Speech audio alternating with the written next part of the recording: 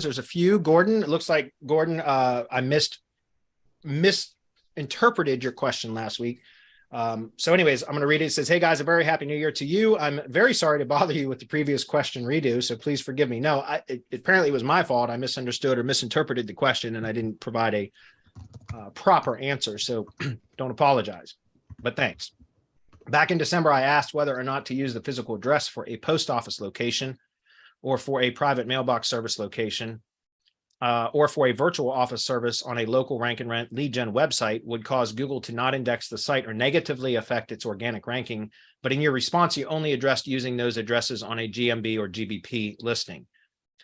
Yeah, and so that's where I misinterpreted the question. I'm sorry. I missed the part where you were talking about an organic asset only. I just assume when people ask about securing a mailbox for an address that they're automatically, I mean, why else would you have a mailbox or an address? Would you need an address for an organic asset only?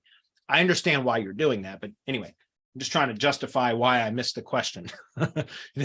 Now I understand what you were asking. And there is a reason to do that, because you can, if you can secure a location, an address that you can publish alongside everywhere the brand name is mentioned, all digital assets that you set up, you add the name, address, and phone number, even if you don't have a Google business location, you can cause enough, you can manufacture enough validation signals that Google, at least in the past, I don't know if they still do it, if Google still does this. I really don't know.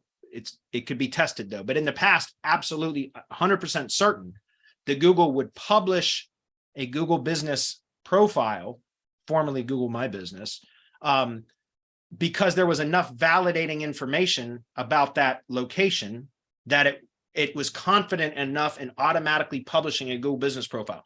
Doesn't mean it was claimed, but it would publish a unverified Google business profile because there was enough corroborating evidence online for Google to feel confident enough to create a Google business profile listing out of it.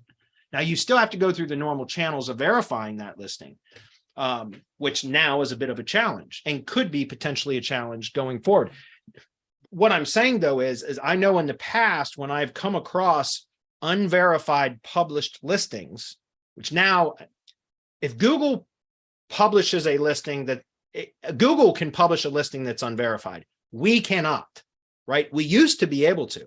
We used to be able to go in and set up a Google business profile, and it would publish immediately, but it would show as unverified until we received the postcard or whatever method it was that we verified it by and verified it.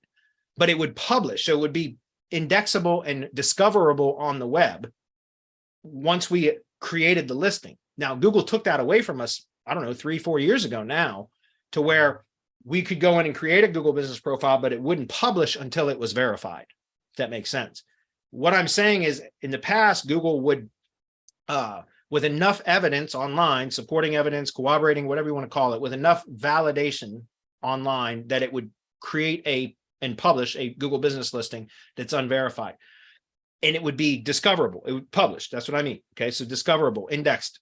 I don't know that they still do that, but potentially it could still happen. And here's why I'm bringing this up, because in the past, if I discovered a published but unverified listing, like, for example, I took on a client that had an unverified listing, or if I wanted to try to secure it as a lead gen asset, if there was enough evidence online, then sometimes the verification process was as simple as an email or a phone call. Seriously, an email or phone call verification versus postcard verification, and now postcard with video verification. So the point that I think Gordon was trying to make was, if you create a organic lead gen asset that does not have a Google business profile, but you associate an address, a physical address, with that asset, and you continue to build out supporting assets that corroborate that data, can it publish? Will Google publish a Google business profile that may be unverified, but still published, discoverable, indexable? I don't know.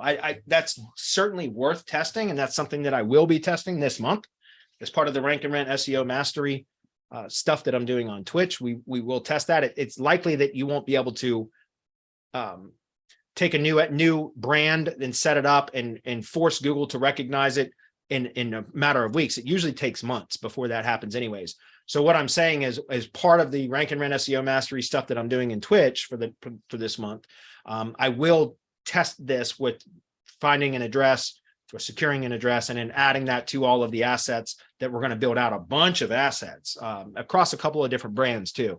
Again, all of this will be covered in the live streaming stuff. But what I'm saying is, then over the course of this year, I will monitor and see if at some point one of the brands that I create the physical location for and associate with that brand, will it automatically publish a Google business profile, an unverified but published profile. I don't expect that to happen in the immediate term, but later on, sometime this year, with enough evidence, it may happen. And if that's the case, well, then hey, at least now we know there's another option. If that makes sense. And what I'm saying is, when it comes to now trying to verify that, you may still be able to verify those types of listings if Google is still doing that via email and or phone versus US mail and video verification. Again, things are in limbo right now, guys. So by the way, if anybody was on last week's Hump Day Hangout and there was a comment, it's in here. I just have to expand this a bit.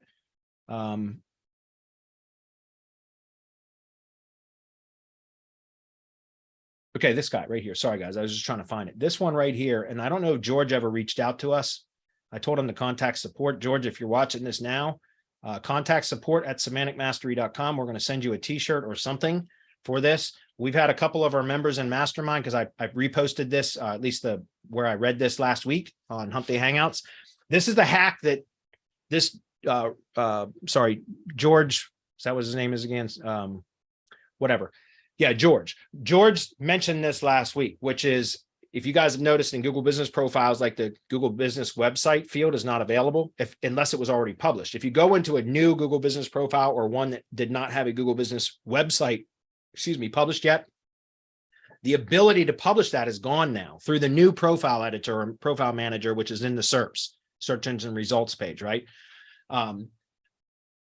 Right there, this comment is how he said he was able to find a workaround that made it appear to where then you could go in and publish that. I didn't get a chance to test it, but there was a couple of questions in our mastermind about this very same thing. And all I did was link to that section of the replay from last week's Hump Day Hangout in the mastermind, and had 2 different members test it and say it works. So again, George, if you hadn't already contacted us, contact us. I want to thank you for that, because it apparently does work. And that was great. That was really, really good. So that's, guys, doesn't always have to be us doing the teaching. We can learn from you as well. You know what I mean? And that was huge. That's a big thing. So anyway, that's why I brought that up, just because, like I said, there's a lot of stuff going on in Google business profiles right now. So we don't know if, like, this workaround is only temporary. Is Google doing away with Google business websites?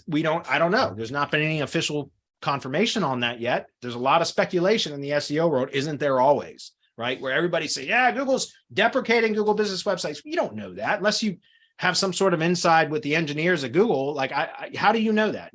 Or whoever says that. And there's been a lot of people saying that. And I don't know that yet. And I'm not willing to say that, yeah, Google's going with it. It seems like they are, but we don't know that yet. It could just be a bug.